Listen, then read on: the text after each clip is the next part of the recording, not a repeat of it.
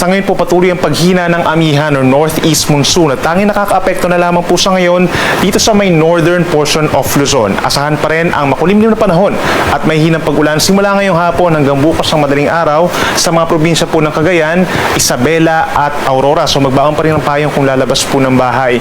May aasahan din mga mahihinang pag-ulan na hindi naman tuloy-tuloy sa natitirang bahagi po ng Cagayan Valley, gayon din sa Cordillera Administrative Region at ilang bahagi pa po ng Nueva Ecija, Bulacan, dito rin po sa may Quezon, down to Bicol Region, and even sa ilang bahagi po ng Samar Island and Caraga Region, may mararanasan din po mga pulupulong may hinang pag-ulan, dulot lamang ng mga localized thunderstorms. No? In the rest of our country, expected pa rin na bahagyang maulap hanggang kumisan maulap ang kalangitan overnight at sasamahan lamang ng mga pulupulong may hinang ulan or walang aasahang mga pag-ulan.